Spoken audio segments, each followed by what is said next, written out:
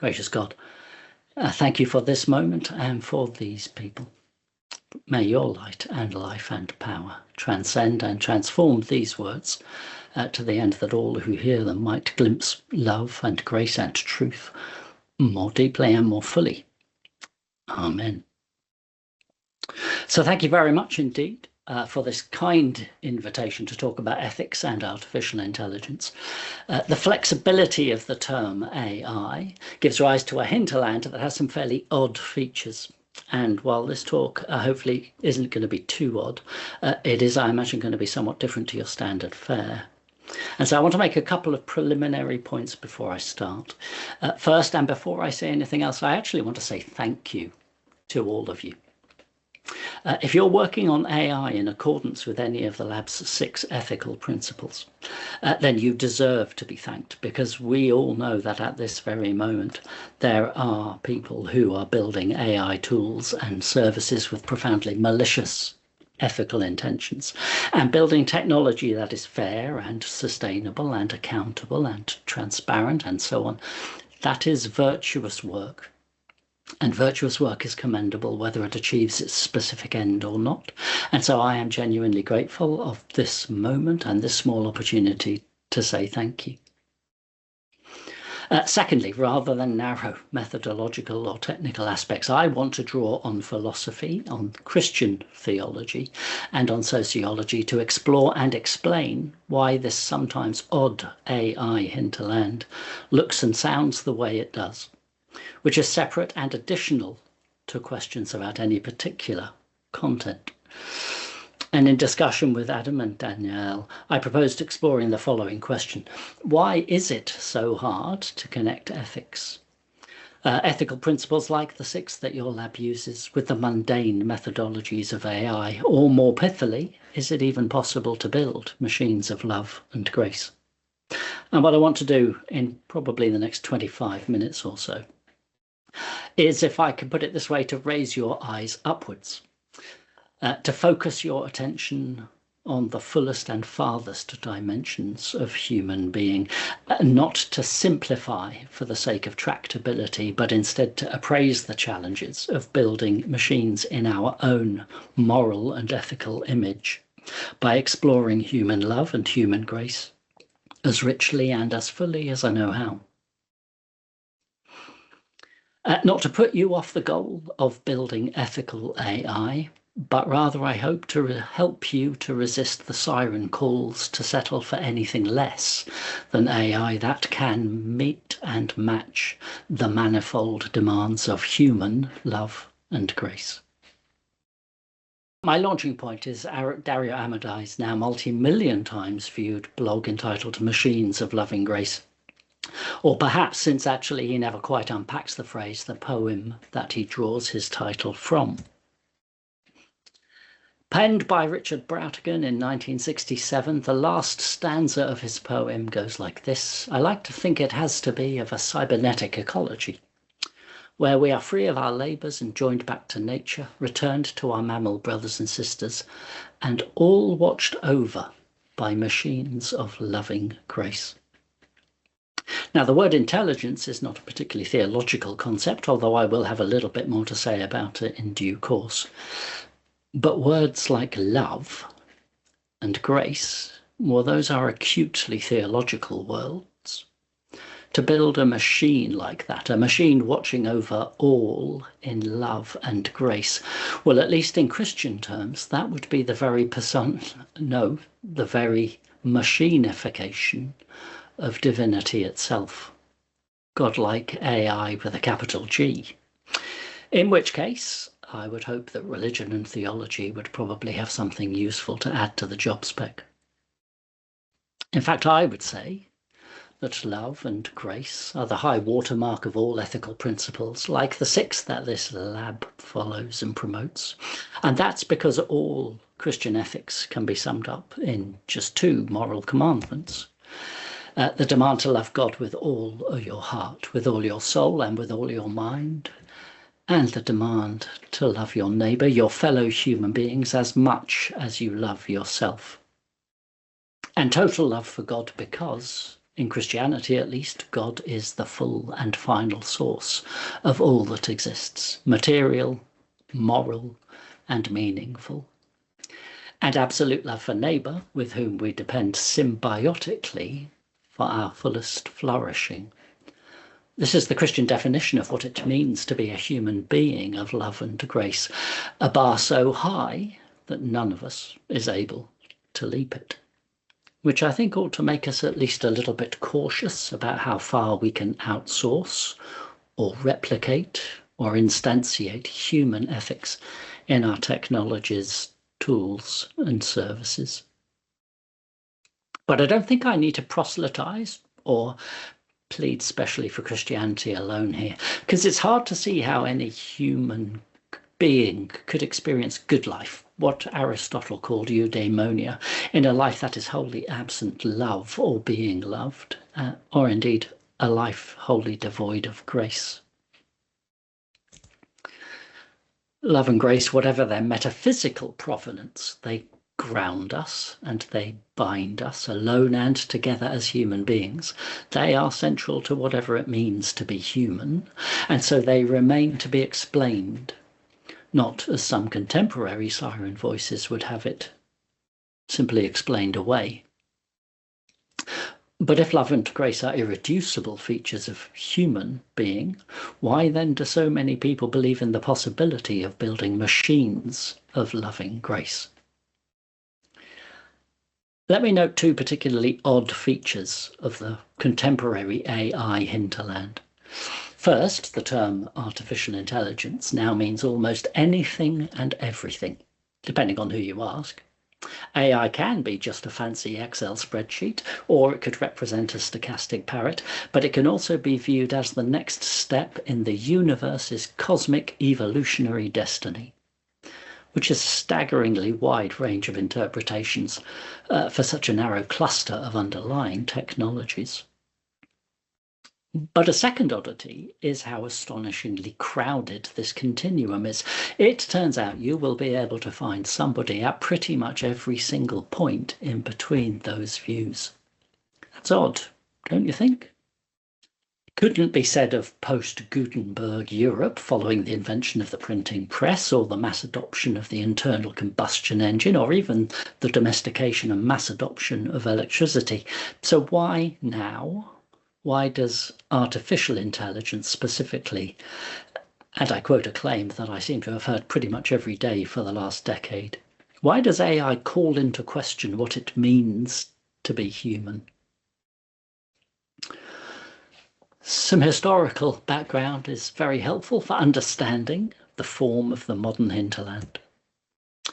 You probably all know that the term artificial intelligence was invented by John McCarthy in order to attract funding for a conference he wanted to host at MIT in the 1950s. But I think we miss a deeper insight if we just conclude that AI is a slick marketing term and leave it at that. Deeper insight comes via a sociologist and philosopher called Charles Taylor, who in a wonderful book called A Secular Age, carefully and thoroughly unpacks a historical trajectory that has spent the past 500 years plus separating theology and science and philosophy into separate realms of knowledge. Medieval cosmology made no clear distinction between the immanent and the spiritual. Over the course of the Enlightenment, this biological and what we would now call transcendent rather than spiritual aspect of cosmology was replaced.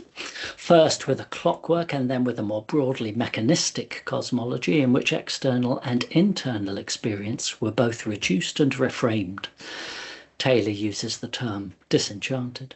Progressively limited to whatever it is that is empirically observable and scientifically verifiable, typically in terms of efficient cause. I am condensing this trajectory and indeed Taylor's account horribly for the sake of brevity. But this incremental separation of theology and philosophy and science into separate realms of knowledge enabled a new view of human being, not as biology interwoven with soul and spirit, but as only material and process, Nothing but. Nothing but what is externally observable and scientifically explainable. And so by the 20th century, all knowledge was, albeit only briefly, constrained to the logical positivism of A.J. Ayer. The meaning of human being was, perhaps a little less briefly, constrained by B.F. Skinner and others to the radical behaviorism that only observable behaviors allow. And then Marvin Minsky coined the term meat machine for the brain. Eventually, consciousness and free will were discounted too, dismissed as what Daniel Dennett once called epiphenomenal noise, the waste product of the brain's processes. And Yuval Noah Harari still sells an awful lot of books claiming that we are nothing but hackable machines. And yet the transcendent, directly unobservable, uncountable dimensions of human love and grace remain.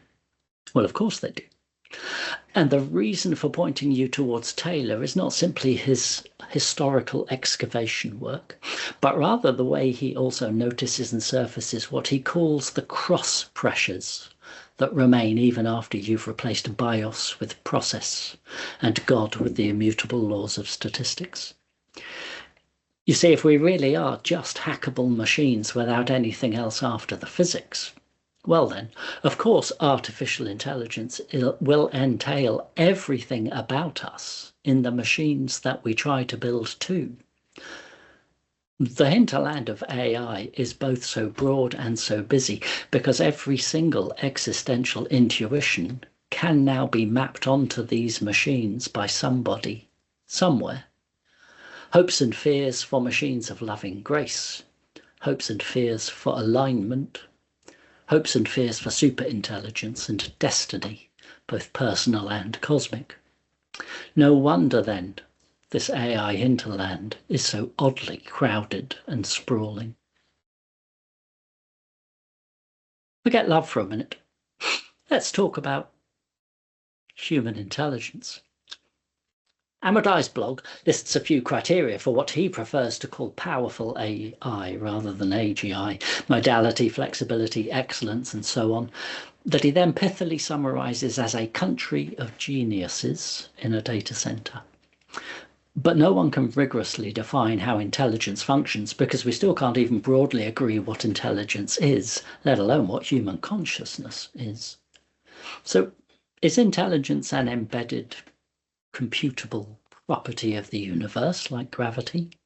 Is there a curve that fits it all the way from the quark through the tardigrade to the frog to the average human being to the world's greatest ever genius and beyond to cover that potential alien from, say, Alpha Centauri? Is there a lower bound or an upper bound? Are intelligence or love or grace really computable? The pattern that Taylor uncovers in A Secular Age is neatly mirrored in human ethics, according to Alistair MacIntyre's argument in After Virtue. One of the central tasks of the Enlightenment project was, MacIntyre says, to place ethics and morality on an independent, rational footing. But as Hume pointed out from the start, you cannot metricate suffering or happiness. That is not how they work in human being. And so, 500 years later, the result of this inevitable failure, says MacIntyre, is moral emotivism. More problematically, recent scholarship has uncovered some uncomfortably strong historical links between belief in measurable and metricatable intelligence and eugenics, a view of human being that's bound up in what Timnit Gebru and Emile Torres dub the tescrial bundle of ideological faith commitments. So far, I've argued that building ethical AI is even harder than it might look, because the fullest expression of human ethics, love, and grace are irreducible aspects of human being. And then I've tried to show why we're at a cultural moment where building machines of human equivalent, superhuman, intelligence and moral capabilities such as love and grace seems both plausible and desirable, or plausible but disastrous. But either way, seems plausible. But I want to interrogate that plausibility more deeply, not necessarily to refute it, but at least to expose its full metaphysical demands. Here are some difficulties that I see. Some challenges around building ethical AI fully in the image of human grace and love. Human love is encountered and expressed. It's a combination of right action symbiotically entwined with right intention. But the order of these aspects of love, intention, encounter, consequence, they're interchangeable and they're also profoundly dynamical. The word love has an overflow of meaning. That's why human love can be an emotion, but also a disposition. Human love can be a principle, but also a law. The fluidity of language here is, as they say, a feature, not a bug. A feature of love, not a bug in language. Love's manifold complexity defeats any attempt to define it statically or abstractly without doing so reductively. And love is not just irreducibly human, it's also irrevocably human as well. We can already read the stories of people falling in love with their LLM personas, people falling into psychosis because of their interactions with LLM personas. And frankly, here especially, I fear the collapse from metaphor to simile, when a company, for the sake of profit or publicity, blithely insists that it has invented a love module that allows their agent or persona to feel love, and not just to mimic human love via an affective veneer. Human love has a shadow side. I've said very little about the nature of grace to this point, but our failure to meet the demands of love is also irrevocably human. We fall short in two ways: perfection and malfunction. Perfection in the sense that I know people who are more perfect than me, more loving than me, in almost every way I can think of, never mind contemplating the Gandhis or Mother Teresas or great saints of old. But we also fall short because of malfunction, because even on our best days, we still fail to do those things we know we ought to do, and instead do those things we know we ought not to do. Christianity calls this malfunction sin, and without it there would be no need for grace. But grace is not an error correction protocol. Human grace entails more than just the syntax of forgiveness and restoration. Human grace cannot be earned, can't be demanded. It has to be freely offered and freely received. Grace is not transactional. There is a collect in the Anglican liturgy that points towards this richer, more complex nature of grace. God loves chiefly to show his power through mercy. But that's a deceptively profound insight into the nature of grace. It's not an algorithm by which to operationalize it. It's not a prompt for training a multi-agent system. Love and grace can be counterintuitive. Love hurts. Sometimes love can only be expressed through friction, suffering. One example would be character formation, the way in which love, both for self or perhaps the loving parenting of a child, demands disappointment, refusal, denial, and so on. And love can start out right but turn toxic. And even if these distinctions depend on context, the challenge is that context is itself so multifaceted. Love, in its fullest experience and meaning, demands more of us than a decision tree or statistical inference to best ethical guess, or that still longed for rational calculus of happiness. Love and grace merge in the ethic of supererogation, doing more than duty or necessity require. But supererogation is distinct and different from subservience or self-sacrifice. So I'm perplexed. How would one go about building a machine with the moral or ethical capacity for human-like supererogation?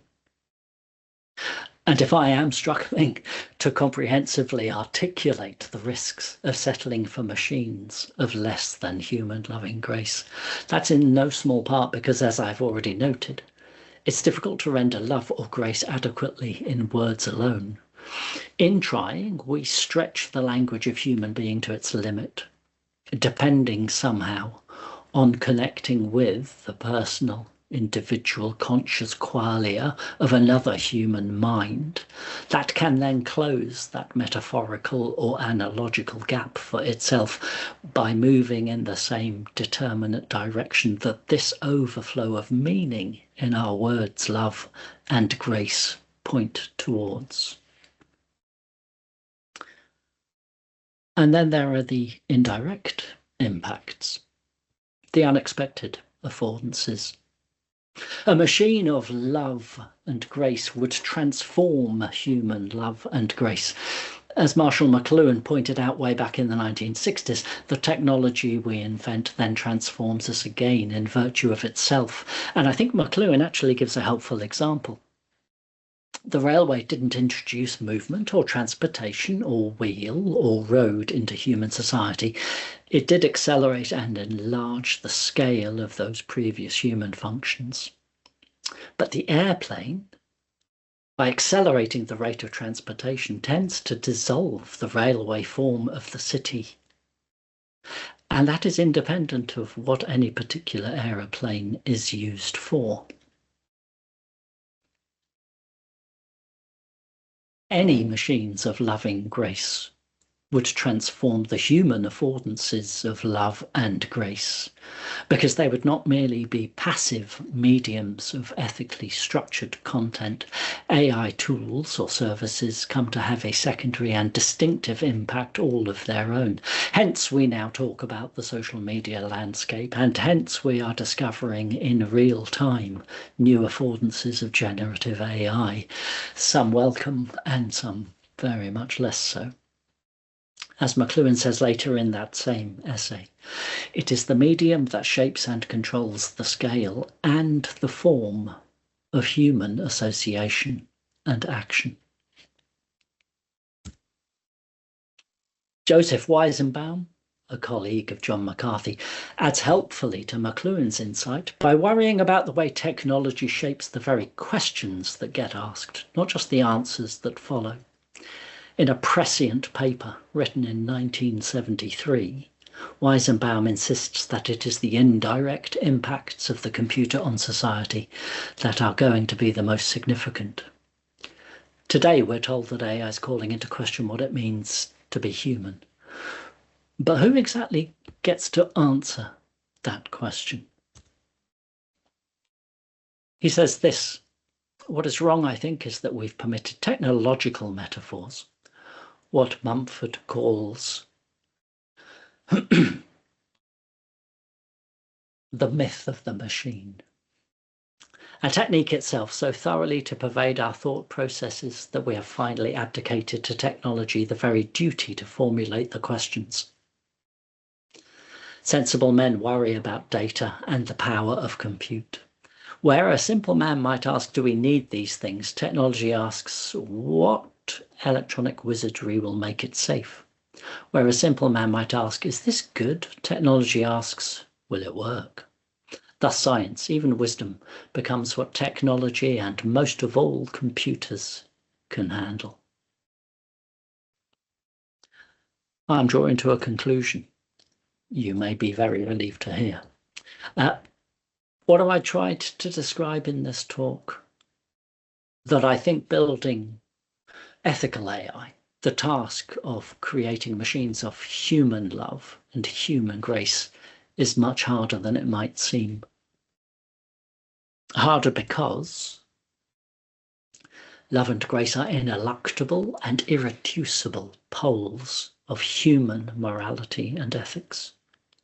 Because the difference between machine being and human being remains metaphysically unresolved and may indeed be methodologically unbridgeable. And because even if we can find a way across that methodological impasse, machine-mediated love and grace would then entail a new set of moral affordances that we cannot anticipate in advance. But let me see if I can draw some more concrete and positive implications from so broad an overview of the challenges. Granted, this presentation may have put you off ever asking me back, but ethics and love and grace, well, they concern every single human being. Building that kind of machinery, it needs to include the insights and the perspectives of people like me, that broad sweep of society, as well as government, as well as the math nerds, all of us and all of our existential cross pressures. I am also conscious that this talk might seem too far removed from your day-to-day work. What does any of this have to do with that new protocol buried deep inside the bowels of the 6G network? So let me emphasize the need for love and grace in your own life and in your own working relationships. No, I'm not trying to end with a rhetorical cartwheel or a philosophical sleight of hand, because it seems to me that we need to get our ethics right with one another in order to be sure we can then get it right with any machine or technology we might deploy. The questions that remained long after I finished my presentation are profound because they are existential. Are there moral and ethical limits to the task of devolving human love or grace or fairness or justice to something that is not human? Should we try to build ethical machines? Is it okay to build a machine for any purpose as long as we build it ethically? These are and always will be difficult and contestable questions. And like I said, I'm not trying to raise the ethical bar so high simply to put you off. But really just to encourage you not to settle for less, not to settle for methodological tractability, setting the parameters of the task, not to settle for machines that come to define what love or grace can and should consist of. Whatever your answer to those questions, I want to end where I started, which is by saying thank you. Thanks for trying to put the ethics front and center.